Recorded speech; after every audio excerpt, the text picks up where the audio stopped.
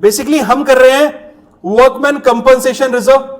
वही 4 केस होते हैं, no liability, less liability, equal liability and more liability. पहले हम रिवैल्यूएशन का गेम करते थे, अब रिवैल्यूएशन तो गेम है ही नहीं हमारे पास। अगर कोई लाइबिलिटी नहीं है तो वही same entry WCR to partners capital account. अगर लाइबिलिटी कम है WCR से तो WCR टू रियलाइजेशन। पहले क्या करते थे, WCR account debit to WCC account to partner capital account. इस बार WCC को रिप्लेस कर दिया है रियलाइजेशन ने, ठीक है, रियलाइजेशन यूज करेंगे।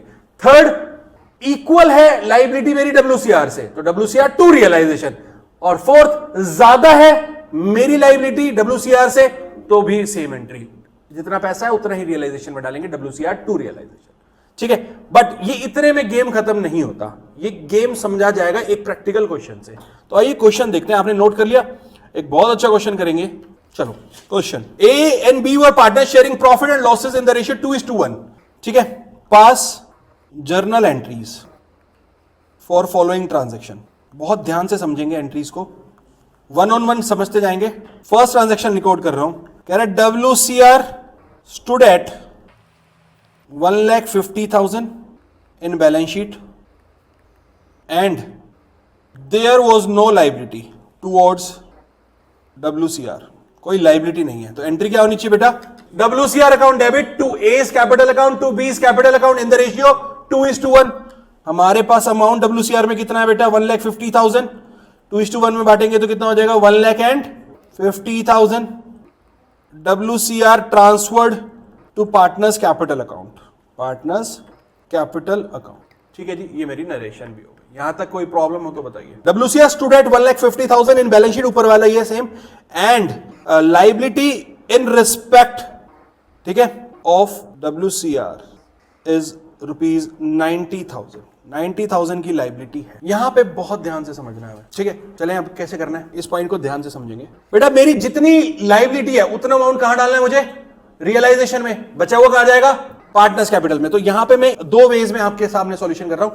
या तो मैं ऐसे कर सकता हूं, WCR account debit to realisation 90,000। B, WCR account debit to A's capital account to B's capital account 60,000, 40 and 20,000, ठीक है। या फिर मैं इनको कंबाइंड एंट्री भी कर सकता हूं, एक ही बात है। और कंबाइंड एंट्री, या ये 2 कर या एक ये कर।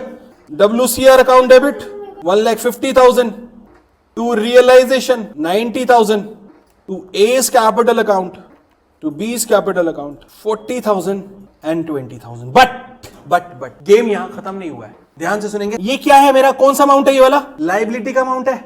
और रियलाइजेशन में हमारा मोटिव क्या है, to dispose of assets and to pay. तो इस लाइबिलिटी को एक एंट्री में हमें पे भी करना पड़ेगा। हर टाइम जब भी लाइबिलिटी होगी अगेंस्ट WCR, एक थर्ड एंट्री भी बनेगी, realisation account debit to bank. अगर ट्रांजैक्शन अलग अलग है तो अलग अलग करके दिखाओ ना। टू बैंक अकाउंट कितना बेटा, 90,000 रुपीज जो लाइबिलिटी है, यू हैव टू पे। आई बात समझ में। थर्ड केस तो आपको समझ आ गया होगा। थर्ड पॉइंट में क्या लिखने वाला हूं, WCR भी 1,50,000 है और लाइबिलिटी भी 1,50,000 है। थर्ड केस तो आपको समझ आ गया होगा। थर्ड पॉइंट में क्या लिखने वाला हूं, WCR भी 1,50,000 है और लाइबिलिटी भी 1,50,000 है, ठीक है, ठीक है। WCR stood at 1,50,000 in balance sheet and liability in respect of WCR is also ₹1,50,000। Entry क्या होगी, 2 एंट्री करेंगे। WCR account debit to realisation account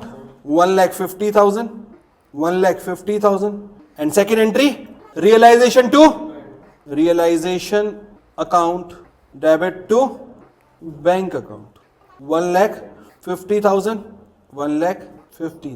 this is an outside liability, तो हमें पूरी की पूरी पे करनी पड़ेगी। रियलाइजेशन टू बैंक, जितनी लाइबिलिटी है पूरा का पूरा पे करेंगे टू बैंक, 2 लाख रुपीस, ठीक है जी। And last, when there is no WCR in balance sheet and still firm had to pay 50,000 as compensation to workers, उस केस में हो जाएगी realization to bank 50,000।